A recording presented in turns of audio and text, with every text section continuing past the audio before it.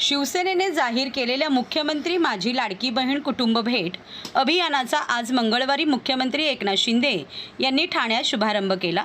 ठाण्यातील किसननगर जय भवानी नगरमधील लाभार्थी कुटुंबाच्या घरी जाऊन मुख्यमंत्र्यांनी लाडक्या बहिणीशी संवाद साधला। यावेळी इतर शासनाच्या कल्याणकारी योजनांचा लाभ मिळतोय का याची विचारपूस केली। शिवसेनेने राज्यातील 2 कोटी घरापर्यंत पोहोचवण्याचे हे महत्त्वाकांक्षी जनसंपर्क अभियान तयार केले असून त्याची जबाबदारी युवा सेनेवर सोपवण्यात आली आहे। ठाण्यातील कोपरी पाचपाखाडी मतदारसंघातील 15 कुटुंबियांची मुख्यमंत्र्यांनी भेट घेतली।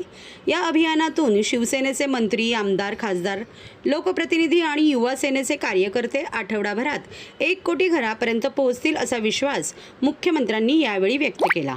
मुख्यमंत्री पुढे म्हणाले की योजना आदेश देऊन नाही तर प्रत्यक्ष रस्त्यावर उतरून लोकांच्या घराघरात जाऊन त्याचे महत्त्व पटवून देण्यासाठी हे अभियान सुरू करण्यात आले आहे। योजनेची घोषणा होऊन महिनाभरात त्याला लाभ मिळेल हे आतापर्यंत इतिहासात कधी घडले नव्हते असे मुख्यमंत्री म्हणाले।